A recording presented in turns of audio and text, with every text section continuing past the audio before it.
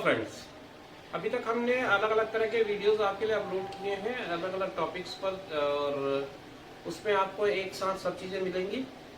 इस बार हम क्या कर रहे हैं, उनको सबको कंपाइल कर रहे हैं। कुछ क्वेश्चंस ऐसे हैं जो आपको ट्रिक से मिलेंगे बने हुए, कुछ ऐसे मिलेंगे जिसमें हमने पूरा method from beginning to end किया है। तो पूरा बेसिक मेथड से भी मिलेगा और कुछ क्वेश्चंस आपको ट्रिक के माध्यम से भी मिलेंगे। जैसे जैसे क्वेश्चन की इंपॉर्टेंस होगी वैसा वैसा हमने प्रयास किया है। तो इस कलेक्शन ऑफ वीडियो में आपको मजा आएगा। बने रहिए चैनल पे और देखिए ये सारे क्वेश्चंस आज की इस The sides of triangle are in the ratio 7, 9 and 12. Difference between the length of largest and smallest side is 15. The length of the largest side would be 36, 12, 60 or 24 centimetre. आसान है सवाल, बहुत आसान है। अब चलेंगे क्वेश्चन में। आपको दिया है 3 साइड है और उनका रेशियो दिया है, एक 7 है, एक 9 है और एक 12 है। ठीक है, तो इन तीनों का जो सम है वो 15 है कहता है। लार्जेस्ट एंड स्मॉलेस्ट का डिफरेंस 15 है। इनमें अभी आपको लार्जेस्ट 12 दिख रहा होगा और स्मॉलेस्ट 7 दिख रहा होगा। तो अभी अगर मैं इनका डिफरेंस लेता हूँ तो ये डिफरेंस कितने का बनेगा? 12 में 7 घटा दूँ तो 5 का बनेगा। तो डिफरेंस इसका 5 निकल रहा है, लार्जेस्ट और स्मॉलेस्ट का। लार्जेस्ट माइनस स्मॉलेस्ट इस 5। तो लार्जेस्ट में स्मॉलेस्ट अगर मैं घटा रहा हूँ, बड़े में से छोटे को घटा रहा हूँ, तो मेरे हिसाब से 5 हो रहा है, मगर ये सवाल कहता है कि वो 15 है। तो इसका मतलब ये हुआ कि 5 की वैल्यू अगर 15 है तो 1 की वैल्यू हो जाएगी 15/5 यानी कि 3। तो 1 की वैल्यू अगर 3 है तो आप तीनों साइड्स को निकाल सकते हैं इसके माध्यम से। जो 7 है वो हो जाएगा 7 गुणित 3 यानी कि 21, क्योंकि 1 3 है। और 9 है उसकी वैल्यू हो जाएगी 9 गुणित 3, 9 3 27। और जो 12 है उसकी वैल्यू हो जाएगी 12 गुणित 3 यानी कि 36। तो ये यूनिट भी लिख दूँ मैं इनमें, क्योंकि आपको टोटल का यूनिट दिया था उसने। तो 21, 27 और 36 सेंटीमीटर की लेंथ होगी उस ट्रायंगल के तीनों साइड्स की।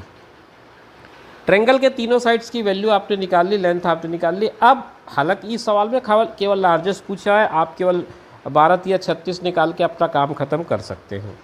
लेकिन मैंने ये सारी चीज़ें इसलिए आपको बताई कि इस सवाल में वो लार्जेस्ट की जगह स्मॉलेस्ट पूछ सकता था, या स्मॉलेस्ट और लार्जेस्ट की जो डिफरेंस दिया था उसके जगह कुछ और बना करके पूछ सकता था। In triangle ABC, the internal bisector of angle B and C meet at point O.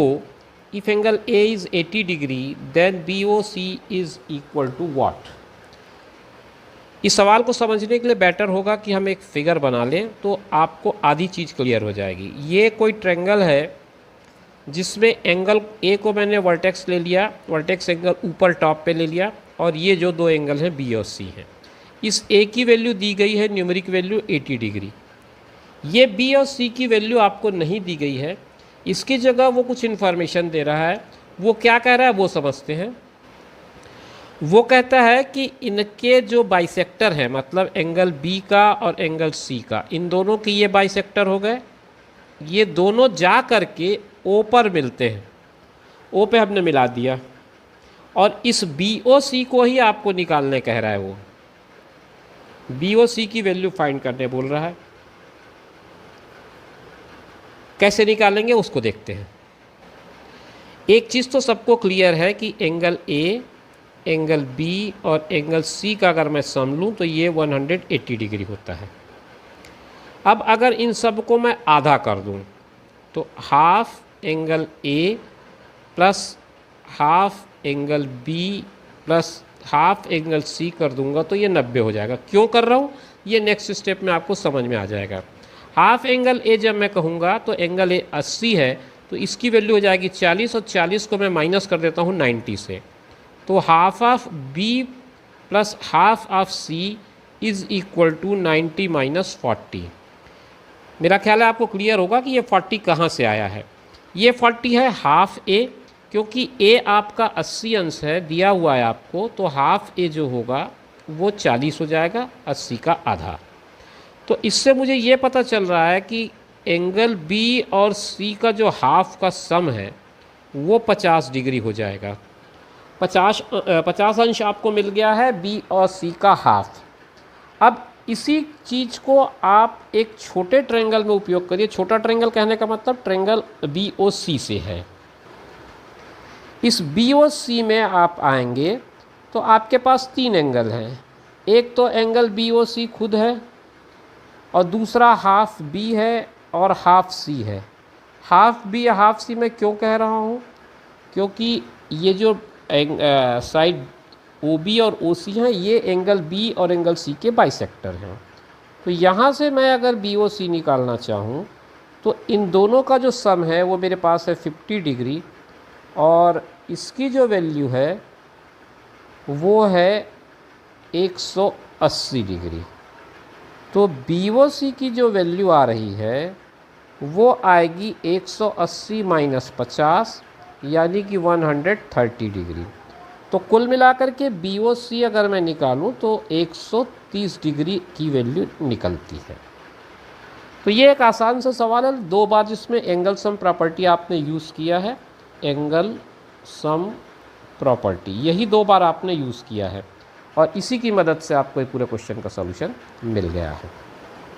The measure of 2 angles of a triangle are in the ratio 4:5. If the sum of these 2 measures is equal to measure of the third angle, find the smallest angle 10 degree, 50 degree, 90 degree and 40 degree. Question ये कह रहा है कि 2 angle हैं किसी triangle के, उनका ratio 4 और 5 का है, तो मैंने उसको 4x 5x ले लिया। अब वो साथ में ये भी कहता है कि the sum of these 2 measure is equal to the measure of the third angle.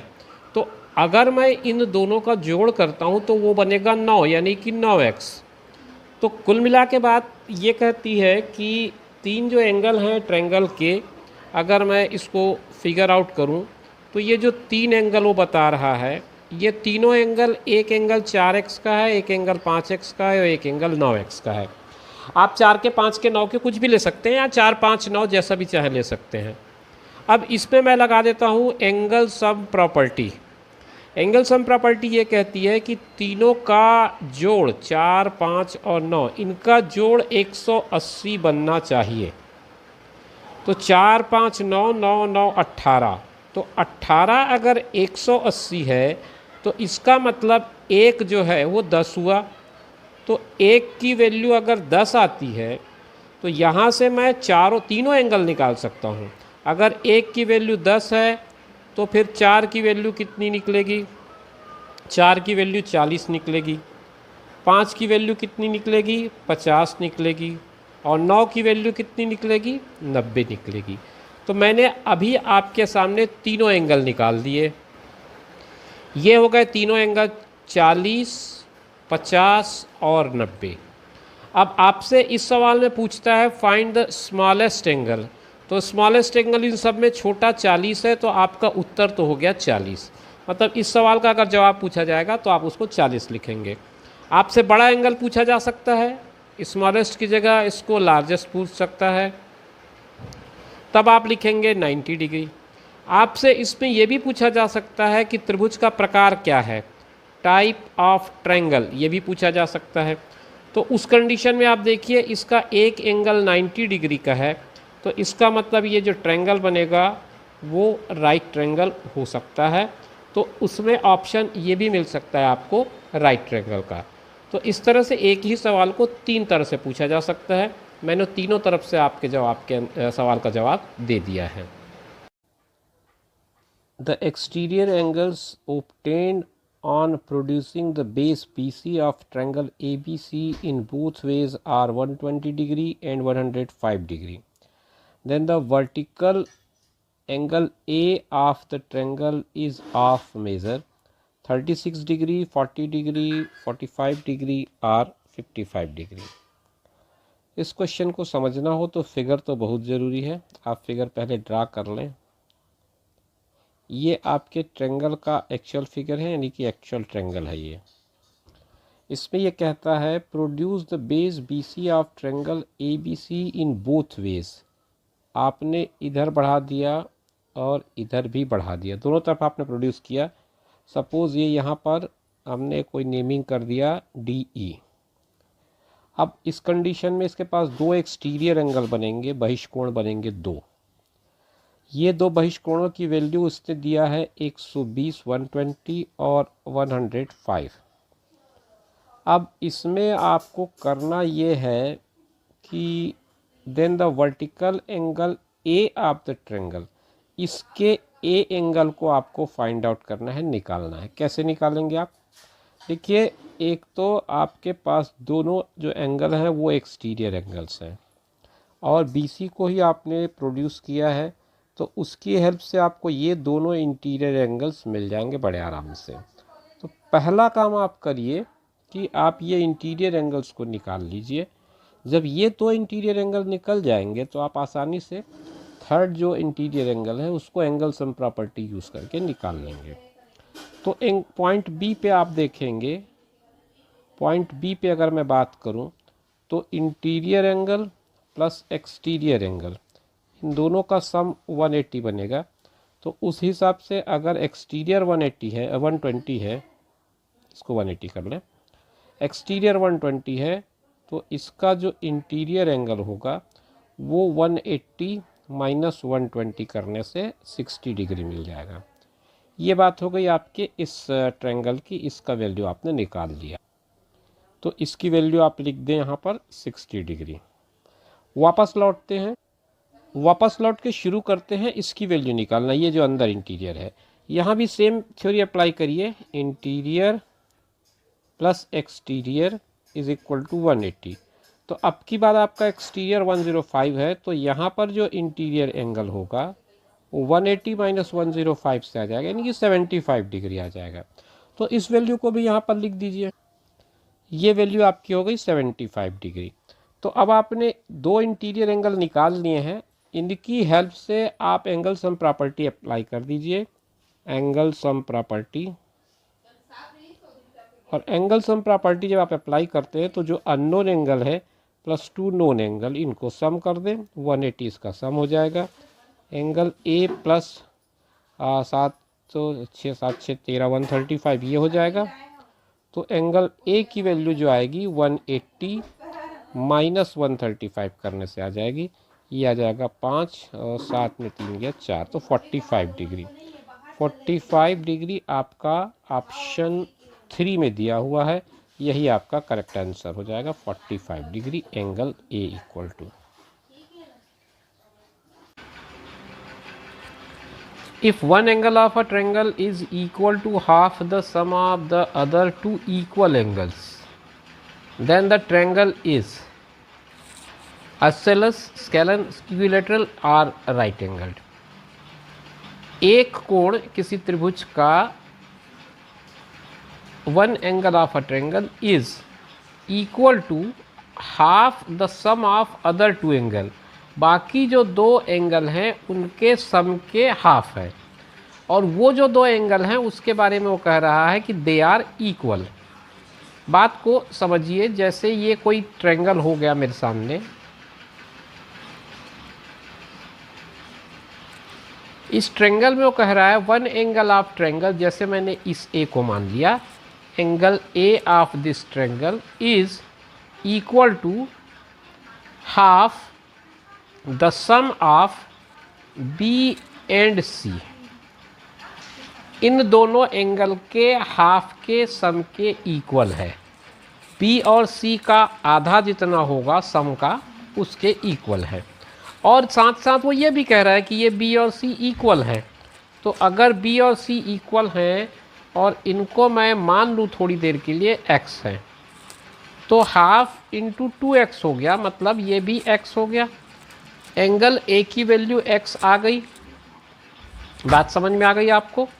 Angle A आपने x निकाला है और इनको x माना है। बात समझ रहे हैं ना कि आपने जो दो एंगल इक्वल थे उनको माना x, दोनों का सम किया तो हुआ 2x, उसका आधा किया तो आया वापस x, जो कि तीसरे एंगल के बराबर है।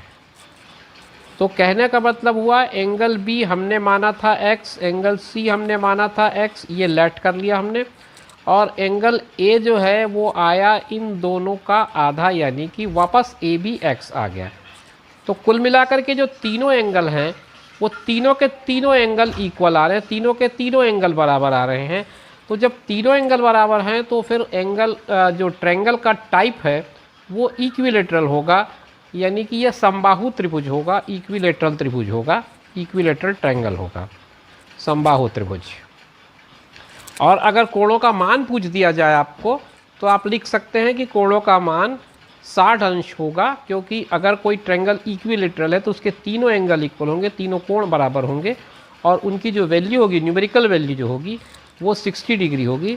तो आप अगर कोण का माप पूछा जाता है सवाल में तो उसे 60 अंश भी लिख सकते हैं।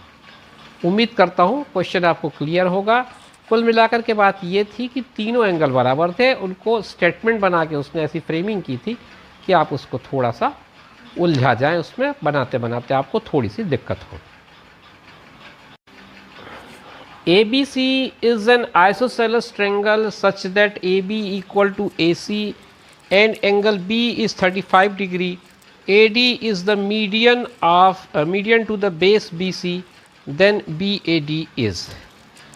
आसान सा सवाल है, आप अगर इसको पहले चित्र बना लें, फिगर बना लें, तो आपको क्वेश्चन आसानी से समझ में आ जाएगा। मैं आपके लिए फिगर आउट कर देता हूँ क्वेश्चन को पहले। ABC आइसोसेलेस है जिसमें AB और AC इक्वल हैं, तो ये जो दो साइड आपने देख रखे हैं ये दोनों इक्वल हैं, तो उस हिसाब से इनके दोनों के एंगल भी इक्वल होने चाहिए। इसने कहा है कि B 35 डिग्री है, इसको फिर हम 35 डिग्री कर लेते हैं x की जगह, इसको हम 35 डिग्री अज्यूम कर ले लेते हैं, तो उससे हमारा काम हो जाएगा ये 35 डिग्री और ये भी हो जाएगा 35 डिग्री। तो ये 35 डिग्री के ये दोनों हो गए, तो B प्लस C का जो सम है वो आपका 70 डिग्री आ गया। तो ऑब्वियस सी बात है कि ये जो तीसरा एंगल है ये 110 अंश यानी कि 110 डिग्री का होगा। अब यहाँ से आइसोसेलेस का एक मीडियन आ रहा है, मीडियन क्या करता है, इनको इक्वल पार्ट में डिवाइड करता है।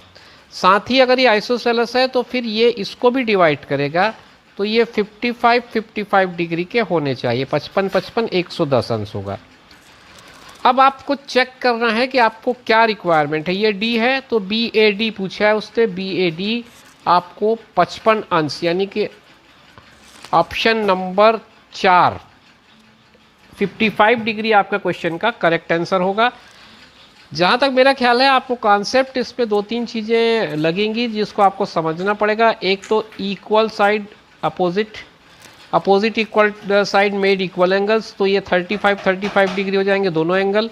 अब ये जो दोनों एंगल 35 के होंगे तो दोनों का सम 70 होगा, तो एंगल ए अपने आप 110 अंश का हो जाएगा। और जब ये 110 अंश का होगा तो फिर ये जो मीडियन है AD जो इसका मीडियन है वो अपोजिट एंगल A को इक्वल पार्ट में डिवाइड कर देगा, तो A का हाफ A जो होगा वो 110 का हाफ यानी कि 55 डिग्री होगा। और यही आपको पूछा गया है BAD के बारे में, तो BAD 55 अंश की वैल्यू का होगा। ये आपका सवाल का सही जवाब होगा, ऑप्शन 4 को आप टिक कर सकते हैं। In a triangle ABC, AB is equal to AC and angle BAC is equal to 40 degree. किसी ट्रायंगल के दो साइड इक्वल हैं ये कह रहा है और BAC की वैल्यू उसने 40 डिग्री बताई है, तो आपको एक्सटर्नल एंगल यानी कि बाह्य कोण का मान वो पूछ रहा है, आपको वो हमको ज्ञात करके बताना पड़ेगा। ऑप्शन आपके पास है 90 डिग्री, 70 डिग्री, 110 डिग्री और 80 डिग्री। मैं आपको बार बार समझाता हूँ कि जब भी ऐसा कोई क्वेश्चन आता है तो आप सबसे पहले फिगर बना लिया करें, काफ़ी कुछ चीज़ें वहीं से क्लियर हो जाती हैं आपको अगर आप क्वेश्चन को ठीक से विजुअलाइज करते हैं। ये ABC ट्रायंगल है जिसके दो साइड्स इक्वल हैं AB और AC, और इसका कहना है कि ये BAC जो है वो 40 डिग्री का है। तो आपने ये तो पढ़ा ही है कि अगर दो भुजाएं आपस में बराबर हों किसी त्रिभुज की तो उसके अपोजिट एंगल यानी कि सामने वाले कोण भी बराबर होते हैं, तो मैंने उसको x और x अज्यूम किया। तो अब पूरे त्रिभुज के लिए अगर देखूं तो x, x और 40 ये तीनों का सम 180 होना चाहिए। एंगल सम प्रॉपर्टी यही कहती है। त्रिभुज के कोणों का योग 180 अंश होता है, जिसमें से दो कोण अज्ञात हैं और वो दोनों इक्वल हैं। तो आप पहले उन अज्ञात कोणों को निकाल लें। x और x मिला करके 2x हुआ।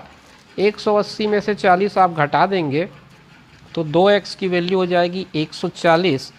इस हिसाब से x की वैल्यू आ जाएगी 70 अंश। x क्या था हमारा? ABC और ACB। उसने हमसे पूछा है then external angle at B। अब B पे आप एक्सटर्नल एंगल अगर ऐसे बनाते हैं तो उसको x को 180 से घटा करके निकालना पड़ेगा। तो एक्सटर्नल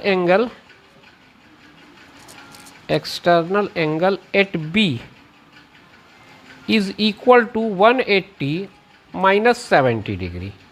तो 180 में 70 डिग्री माइनस करेंगे आप तो आपको आएगा 110 अंश, 110 डिग्री आएगा।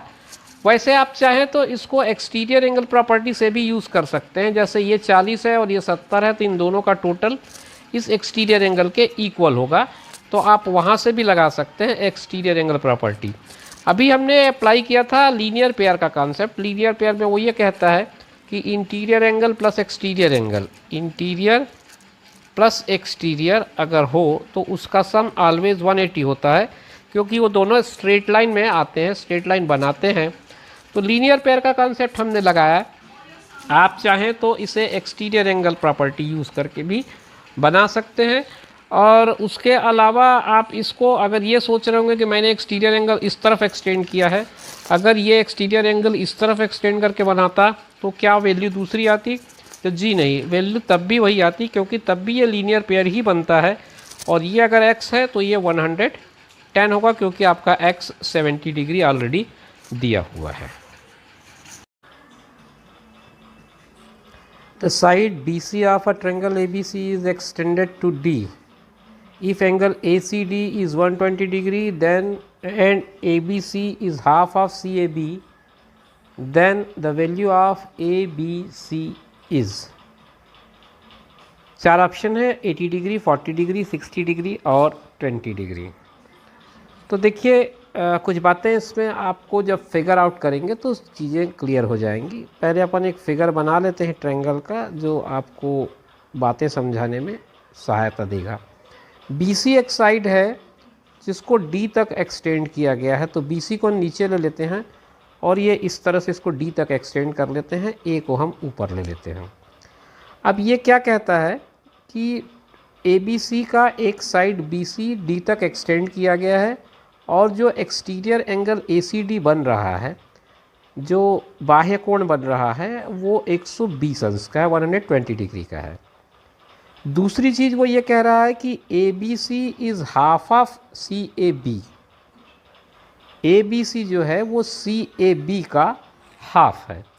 तो कुल मिलाकर के बात ये करते हैं हम कि एंगल B जो है वो अगर x है तो A जो है वो डबल x है। मेरा ख्याल है बात आपको क्लियर हो गई होगी। ये जो एंगल A है, अगर इस 2 को मैं यहाँ ट्रांसपोज कर दूँ तो ये 2 गुणित ABC बराबर 1 गुणित CAB होगा, मतलब A जो है वो B का डबल होगा। तो A को मैंने 2x ले लिया, B को मैंने x ले लिया। ये जो कोण बन रहा है यहाँ पर, ये 60 अंश का होगा, क्योंकि ये दोनों लीनियर पेयर होते हैं। तो दोनों का जो योग है लीनियर पेयर, इनका योग हमेशा 180 अंश होता है। तो ये 180 अंश होने के कारण अंदर का जो कोण होगा वो आपका 60 अंश होगा। अब आपसे वो पूछता है कि ये जो ABC है, कोण B मतलब, इसकी वैल्यू क्या है, ये पूछ रहा है। तो अब आप जो बेसिक फार्मूला है वो अप्लाई कर सकते हैं चाहें तो, कि एक तो आप एक्सटीरियर एंगल थ्योरम डायरेक्ट लगा सकते हैं। एक्सटीरियर एंगल थ्योरम या एक्सटीरियर एंगल प्रॉपर्टी ये कहती है कि ये जो दूर के एंगल होते हैं उनका सम तीसरे एंगल के जो एक्सटीरियर है उस एक्सटीरियर एंगल के इक्वल होता है। तो 3x की वैल्यू आ जाएगी आपकी 120 डिग्री, यानी कि x की वैल्यू 120/3 करें तो 40 डिग्री आएगी। x की वैल्यू अगर 40 डिग्री आती है तो एंगल B यानी कि ABC इसकी वैल्यू 40 डिग्री आ जाती है। ये बड़ा बेसिक तरीका हुआ। आप चाहें तो इसे ऐसे भी कर सकते थे कि अगर एंगल AB और C ये तीनों का टोटल मैं ले लूँ तो ये 180 होना चाहिए, ये x है, ये 2x है और ये 60 है। तो उस हिसाब से 3x की वैल्यू 180 ऋण 60 हो जाएगी, यानी कि 3x की वैल्यू 120 होगी तो x की वैल्यू 40 हो जाएगी। तो इस तरह से एंगल B को निकालने के आपके पास दो तरीके हैं। आप एक्सटीरियर एंगल थ्योरम या एक्सटीरियर एंगल प्रॉपर्टी अप्लाई कर लें या फिर एंगल सम प्रॉपर्टी अप्लाई कर लें। दोनों ही स्थितियों में आपको एंगल B की वैल्यू 40 डिग्री आएगी। ऑप्शन 2 में आप टिक लगा सकते हैं, ये आपका करेक्ट ऑप्शन है। अगर आपको एंगल A पूछता तो आपको इसका डबल करना पड़ता 80 डिग्री। तो आप दोनों के लिए तैयार रहिए। क्वेश्चन में आपसे A भी पूछा जा सकता है, B भी पूछा जा सकता है। 15 परीक्षाओं में सुवीर द्वारा प्राप्त औसत अंक 29 हैं। रुचिरा अब तक 27 का औसत बनाए रखे है, लेकिन अब तक उसने केवल 11 परीक्षाएं दी हैं। सुवीर के प्रदर्शन से मेल खाने के लिए रुचिरा को शेष 4 परीक्षाओं में औसत से कितना स्कोर करना पड़ता है। देखिए, दो अलग अलग कंडीशन है। एक कंडीशन ऐसा है जिसमें एक बंदा है सुवीर जो 15 टेस्ट दे चुका है, 15 एग्ज़ाम दे चुका है और वो 29 का एवरेज उसने मेंटेन कर रखा है। मतलब ये 15 परीक्षाओं को अगर मैं अलग अलग मार्क्स के हिसाब से देखूं और ये मान लूं कि उस बच्चे ने, सुवीर ने, हर परीक्षा में 29 मार्क्स लाए हैं, तो इसका मतलब ये हुआ कि उसका एवरेज 29 हुआ। ये सुवीर का एवरेज हो गया, हर एग्ज़ाम में वो 29 मार्क्स गेन कर रहा है। दूसरा कंडीशन ये कहता है कि रुचिरा है, ये सुवीर का है और हम बात करेंगे अब रुचिरा की। तो रुचिरा की कंडीशन ये है कि उसने 27 का एवरेज बनाए रखा है, तो वो इसी तरह से एग्ज़ाम वो भी दे रही है उसको, लेकिन हर पेपर में 27 मिल रहा है। लेकिन उसने अभी तक केवल 11 परीक्षाएं दी हैं, उसके पास 4 परीक्षाएं यानी कि 4 अवसर बाकी है और वो चाहती है कि वो भी अपना एवरेज सुवीर के एवरेज के बराबर ले आए। मतलब अगर उसका एवरेज अभी तक 27 है तो वो सुधर करके 29 हो जाए। तो पहली बात तो ये हुई कि उसको ये जो 4 परीक्षाएं बाकी हैं, मैं देखो बहुत कॉन्सेप्ट पे रह के कम से कम कैलकुलेशन में आपको चीज़ों को समझाने की कोशिश कर रहा हूँ। तो ये जो 4 एग्ज़ाम उसके बाकी हैं, पहले तो उसको उसमें 29 लाना पड़ेगा। ये तो बात समझ में आई गई होगी आपको। भाई चारों एग्ज़ाम में कम से कम 29 तो वो लाएगी ही लाएगी ना, तब तो बात बनेगी। अब इतने में भी काम चलने वाला नहीं है। उसको जो पीछे 11 एग्ज़ाम उसने दिए हैं उसमें उसने हर एग्ज़ाम में 2-2 नंबर कम पाए हैं। तो वो 11 दूनी 22, 11 बार जो उसके 2-2 नंबर कम हुए हैं वो भी उसको इसमें मेंटेन करना पड़ेगा। तो कुल मिलाकर के रुचिरा को ये जो एग्ज़ाम 4 एग्ज़ाम होंगे उसमें इतने नंबर लाने पड़ेंगे। बात आ गई होगी समझ में। उसको लाने पड़ेंगे 29, 29, 29, 29 और ये 22। तो ये तो तय है कि एवरेज 29 से ज़्यादा होगा। कितना ज़्यादा होगा वो आप चाहें तो एक तरीका ये है कि ये सब का टोटल कर लें, डिवाइडेड बाय 4 कर दें। दूसरा तरीका यह है कि आप केवल 22 को 4 से डिवाइड कर दें। 22 को अगर आप 4 से डिवाइड करेंगे तो 4 पंचे 20 आएगा, बचेगा इसमें 2, फिर 4 पंचे 20 आ जाएगा। तो 5.5 इसमें आपको और बढ़ाना है। बहुत सिंपल सी बात है। 9 5 14, 2 और 1 3, 34.5 ऑप्शन बी आपका करेक्ट ऑप्शन होने वाला है इस क्वेश्चन में। ये मैंने आपको थोड़ा कम कैलकुलेशन बताया ताकि आपको आसानी से क्वेश्चन करने में कम से कम समय लगे और आप क्वेश्चन को बना पाएं। मेरा ख्याल है क्वेश्चन आपको क्लियर समझ में आ गया होगा। 50 छात्रों की एक कक्षा है, उसमें लड़कों और लड़कियों का अनुपात 2:3 का है। लड़कों का औसत 60 है, लड़कियों का औसत 70 है। पूरी कक्षा के औसत अंक कितने हैं? देखिए पहले बड़े बेसिक से समझते हैं हम सवाल को। 50 तो टोटल बॉयज़ टोटल स्टूडेंट हैं, इनमें अनुपात 2:3 का है, तो 2:3 का टोटल होता है 5, यानी अगर 5 50 है तो 2 कितना होगा 20 हो जाएगा, और 3 कितना होगा 30 हो जाएगा। तो ये जो 20 है ये बॉयज़ है और 30 है वो गर्ल्स है। ये चीज़ आपने नोट की होगी। आपको नंबर ऑफ बॉयज़ और नंबर ऑफ गर्ल्स निकल गए। फिर ये कहता है कि लड़कों का औसत 60 है, मतलब 20 बच्चे हैं जो 60 के एवरेज से मार्क्स ला रहे हैं, तो इसका मतलब कितना नंबर हो गया टोटल इन लोगों का अगर मैं करूँ तो 20 इंटू 60, 1200 अंक बॉयज़ ने ले आए। गर्ल्स की बात करें तो गर्ल्स हैं अपने पास 30 और उनका औसत है 70। तो अगर मैं इस 30 को 70 के साथ गुणा कर दूं तो 7 तिया हो जाएगा 21, यानी कि ये हो गया 2100 और 1200, कुल मिला के जोड़ दूं तो ये हो जाएगा 3300, 3300। इतने मार्क्स टोटल हैं इस पूरे 50 छात्रों में। आपने 20 छात्रों का औसत दिया, फिर 70 छात्राओं का औसत दिया, दोनों की मदद से हमने कुल मिलाकर के जितने अंक आते हैं इस पूरे क्लास के वो निकाल लिए 3300। अब ये 3300 को आप बहुत सिंपली 50 से भाग कर दें, क्योंकि ये आपके एवरेज का या औसत का बेसिक फार्मूला है। Sum of observation upon number of observation, प्रेक्षणों की संख्या प्रेक्षणों का योगफल बटा प्रेक्षणों की संख्या। ये 0 तो कैंसिल हो जाते हैं, 5 छक्के 30 आएगा और फिर इसमें से 3 बचेगा और फिर 5 छक्के 30 आएगा, तो उत्तर आपका 66 आ जाएगा। 66 ऑप्शन बी में दिया हुआ है 66, यही आपके इस क्वेश्चन का करेक्ट ऑप्शन होगा।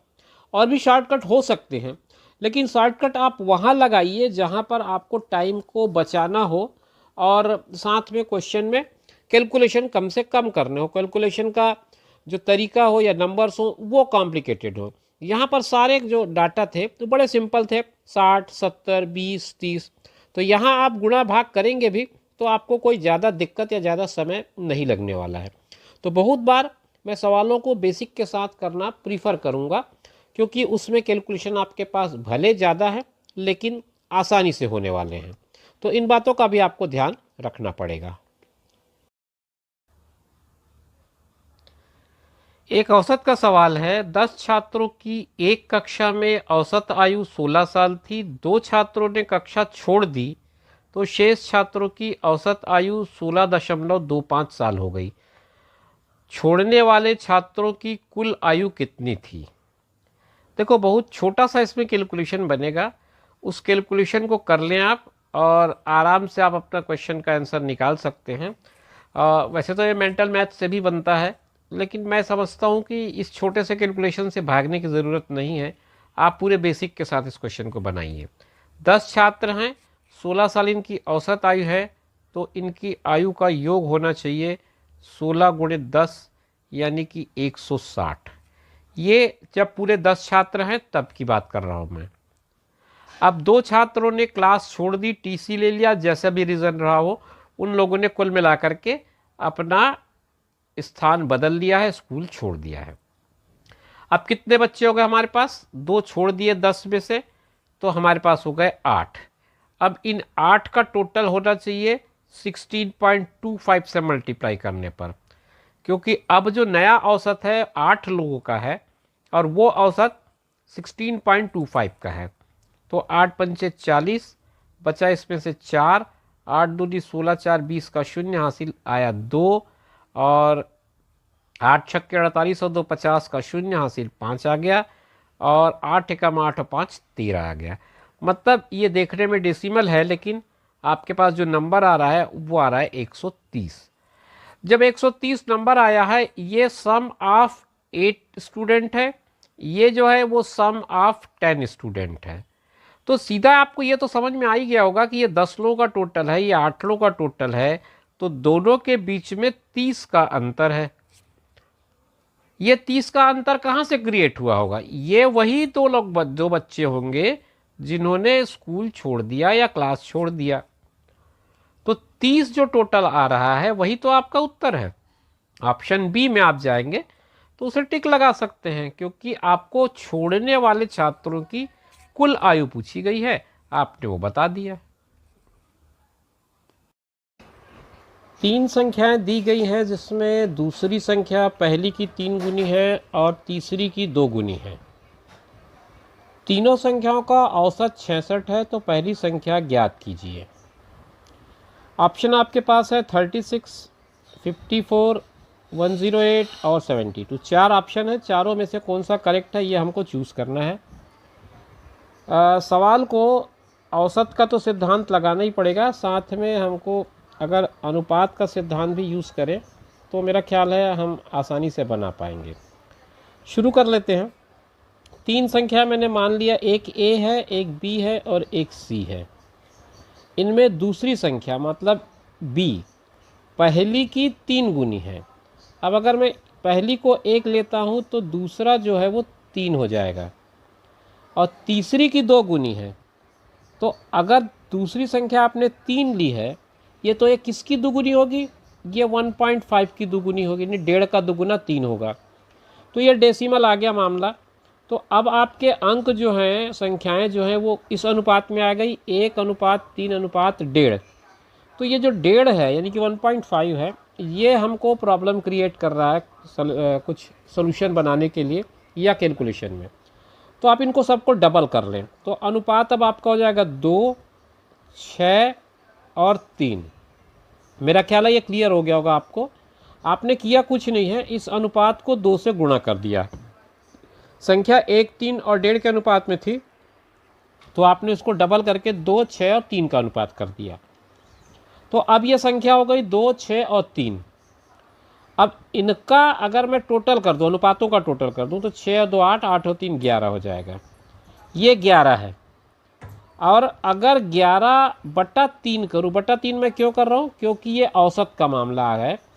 तो 11 का बटा 3 करके उसको मैं 66 से तुलना करूँ, क्योंकि 11 ये अनुपातों का योग है और 3 जो है वो उस सूत्र से हमने लिया है, जो सूत्र आपको याद होगा, माध्य या औसत। इसके लिए हम इस्तेमाल करते हैं प्रेक्षणों का योग बटा प्रेक्षणों की संख्या।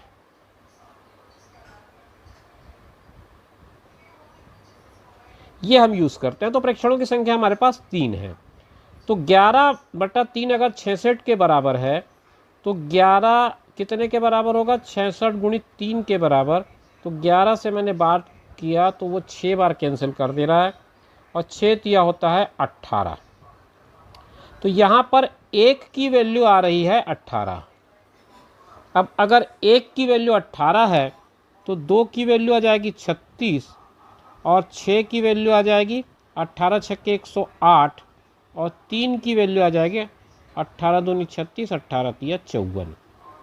ये कुल मिलाकर के संख्याएं बनती हैं।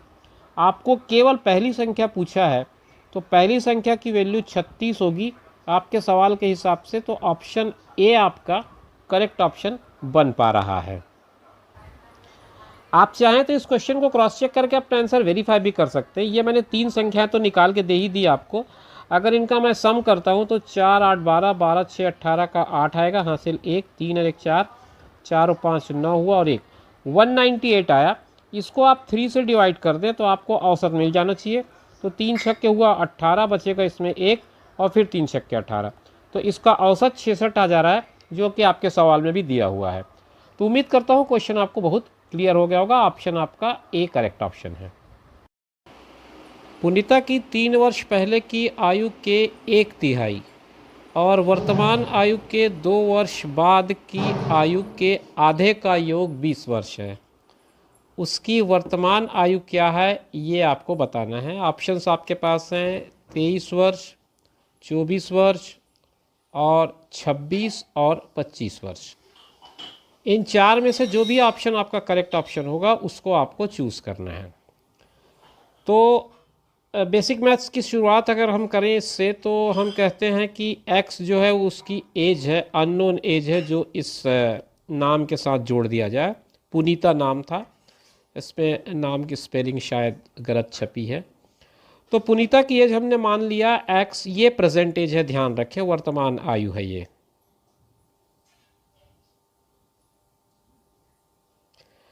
तीन वर्ष पहले इसकी आयु क्या रही होगी? अगर वर्तमान आयु x है तो 3 वर्ष पहले इसकी आयु x माइनस 3 रही होगी। उसका 1/3 मतलब बटा 3 कर दूं मैं। और वर्तमान आयु के 2 साल बाद, अगर आज उसकी आयु x है तो 2 साल बाद इसकी आयु x धन 2 रही होगी। आज से 2 साल बाद की आयु की गणना करूंगा तो उसमें 2 मुझे जोड़ना पड़ेगा, तो x धन 2 हो गया। उसका आधा मतलब बटा 2। इन दोनों का जो टोटल है, योग है, वो हो जाता है 20। मतलब ये जो 20 है ये इसके 3 साल पहले का 1/3 और 2 साल बाद का आधा, इन दोनों का टोटल है। अब अगर इनको जोड़ना है मुझे तो ये एक तरह से रैशनल नंबर के फॉर्म में है, परिमेय संख्याओं के रूप में है। मैं क्या करता हूँ कि ये 3 और 2 का लघुत्तम निकाल लेता हूँ। ये 3 और 2 का लघुत्तम आ जाएगा 6, और 6 से तीनों नंबर्स को मल्टीप्लाई कर देता हूँ तो मेरा काम हो जाएगा आसान। ये देखिए किस तरह से, x माइनस 3 है बटा 3, यहाँ मैंने 6 का गुणा किया। x धन 2 बटा 2 है, यहाँ भी 6 का गुणा किया। और 20 बटा 1 है, यहाँ भी 6 का गुणा किया। ऐसा करने से होता ये है कि आपका जो संख्या है वो कुछ होल नंबर में कन्वर्ट हो जाएगा। अब ये 2 को गुणा करूँगा इससे तो 2x ऋण 6 आएगा। 3 का गुणा करूँगा तो 3x धन 6 आएगा, और 20 छक्के हो जाएगा 120। ये 6 और ये 6 आसानी से कट जा रहे हैं। 3x और 2x को जोड़ूंगा तो मुझे मिलेगा 5x। 5x 120 के बराबर है। अब अगर 5x 120 के बराबर है तो x जो होगा वो 120 बटा 5 के बराबर होगा। अगर मैं इसे कैंसिल करना चाहूँ तो 5 से ये जाएगा, 5 दूनी 10, बचेगा इसमें से 2, आएगा 4। तो x का कुल मिलाकर के मान कितना आएगा? 24 साल। 24 साल इस पे कौन सा ऑप्शन है? Option B. ऑप्शन बी आपका करेक्ट आंसर होगा। आप बी को टिक कर सकते हैं।